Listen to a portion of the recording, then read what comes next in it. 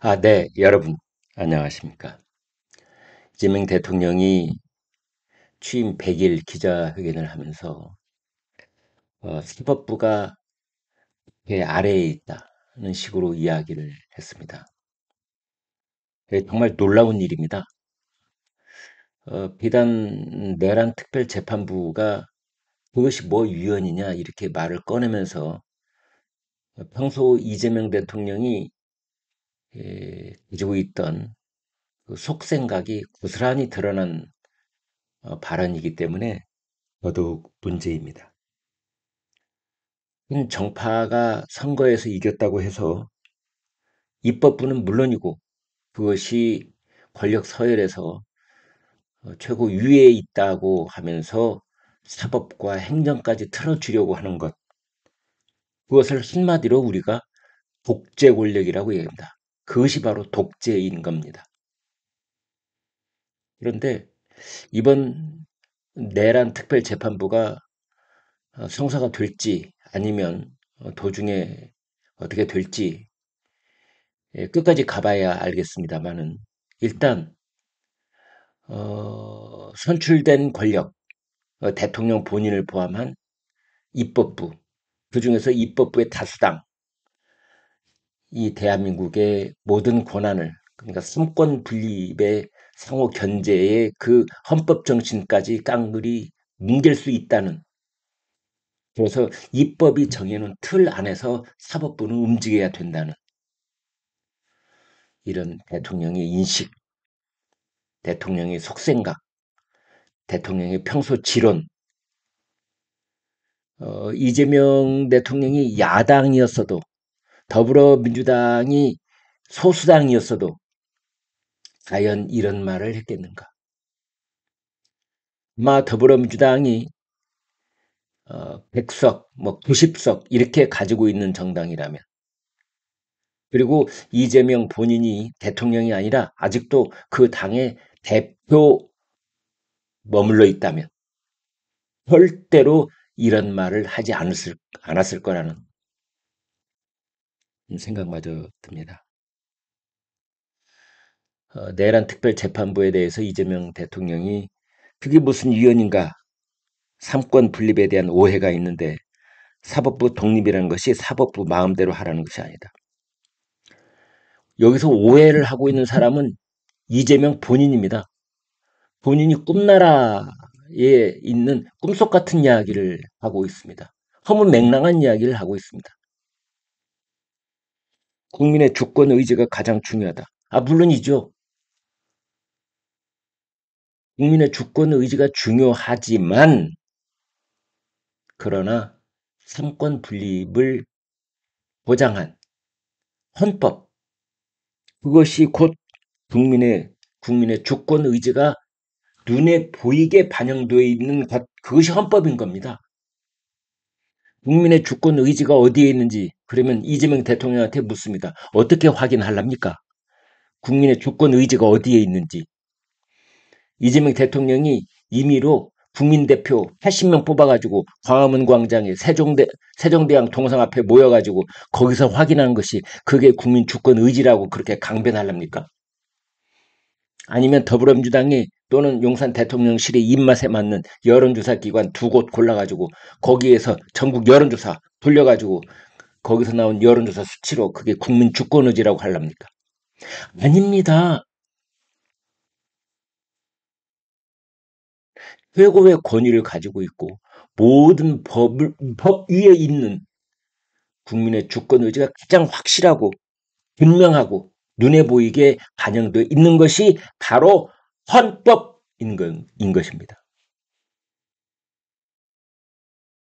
그래서 내란 재판부가 됐든 그 무엇이 됐든 가령 뭐 영장 전담 특별 법관을 따로 뭐 임명한다면서요.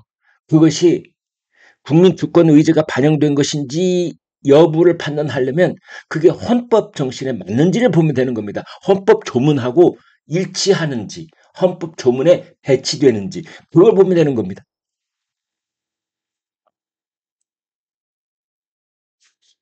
아무튼 이재명 대통령은 내란 재판부가 국민 뜻이고 그것이 상권 분립에 어긋나지 않는다는 프로 이야기를 했습니다.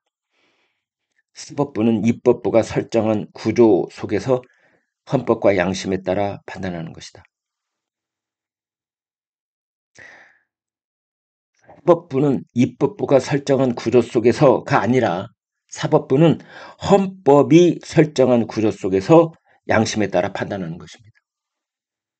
그리고 이 대통령 국회가 사법부 위에 있다는 그런 투로 그런 의미로 들리게 이야기를 하는데 국회와 사법부는 어느 한쪽이 다른 한쪽 위에 있거나 밑에 있거나 이런 관계가 아니라 서로 독립적이며 상호 견제하는 관계입니다. 그래 삼권 분립인 것입니다.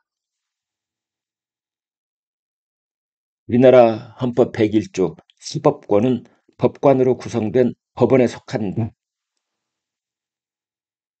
너무나도 분명하고 초등학교 1학년도 알아먹게 헌법은 그렇게 명확하게 규정하고 있습니다. 그런데 지금 이재명 대통령은 사법권은 법원에 속하는 것이 아니라 입법부 밑에 있어야만 하는 것이다 라는 주장을 하고 있는지 본인은 알고 있나요? 어떤 사건을 어떤 재판부가 담당하게 할 것인지 결정권은 사법권의 핵심 중 하나입니다. 그런데 국회가 내란 재판부를 만들어서 특정 사건 재판을 맡기는 것은 이 헌법의 벽면으로 배치되는 것이라고 할 수밖에 없는 겁니다. 또 우리나라 헌법 110조는 대법원장과 대법관이 아닌 법관은 일반 판사를 말하죠. 대법관 회의 동의를 얻어 대법원장이 임명한다고 되어 있습니다. 그런데도 불구하고 대법원장이나 대법관이 아닌 사람, 국회가 추천한 3인, 법관회의가 추천한 3인, 대한변협이 추천한 3인 이렇게 9명으로 구성된 법관 추천위원회가 내란 특별재판부에 재판을 맡도록 한다면 거기에서 추천된 판사가 재판을 맡도록 한다면 그건 역시 위원회 소지가 있는 것입니다. 대법원이 내란 특별재판부는 위헌 소지가 있다라고 말한 것은 이렇게 명백하게 헌법에 위배된다는 것을 완곡하게 표현한 겁니다. 민주당은 과거에 1948년 반민특위 그리고 3.15 부정선거 특별재판부가 있었다고 강변을 하고 있는데 그 당시 헌법에는 특별재판부 허용하는 조항이 부칙에 있었습니다. 그때는 헌법에 맞습니다. 지금은 틀립니다. 그 당시 헌법은 지금과 전혀 다른 헌법이었던 겁니다. 특정 정치 세력이 자신들 성향에 맞는 법관을 골라서 재판을 맡기려는 것 자체가 법관의 독립을 보장한 헌법을 깔아 뭉개버리는 겁니다. 이 대통령이 모든 것은 국민의 뜻에 달려있고 국민의 뜻을 가장 잘 반영한 것은 국민이 직접 선출한 권력이라고 했는데 아닙니다. 국민의 뜻을 가장 잘 반영한 것은 우리나라 국회가 아니라 국민의 뜻이 가장 잘 모인 문서가 바로 헌법입니다. 헌법을 위반하면서 국민의 뜻이라고 한다면 그것은 자기 모순이고 강변일 뿐입니다. 근데 민주주의는 선거에서 이긴 정파가 국민의 뜻이 자기들에게만 있다면서 마음대로 권력을 행사하는 것을 가장 경계해 왔습니다. 그래서 제도적 장치를 만들었고 그것이 바로 삼권 분립입니다. 지금까지 세계 민주국가에서 지켜져 온 민주주의의 세 가지 기둥, 세 가지 발이 딱 서 있도록 해서 절대 흔들리지 않게 하는 것, 그걸 독립이라고 하죠. 삼권 분립이라고도 하고 이것이 바로 입법, 사법, 행정, 삼권 분립과 상호 견제입니다.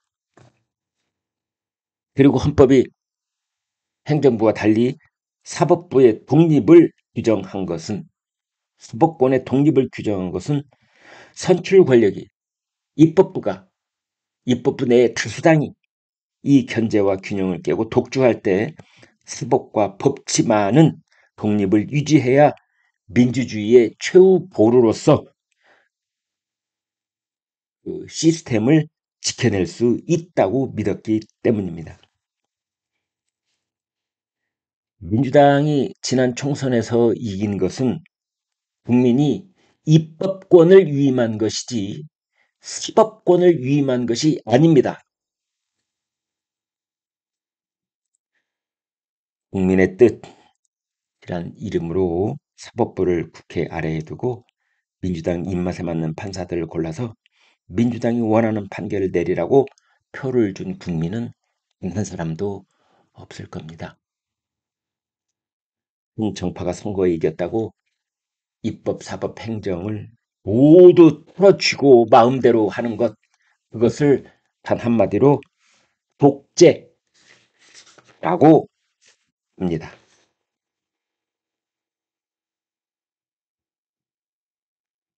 네, 여러분 구독, 좋아요 부탁드립니다. 고맙습니다.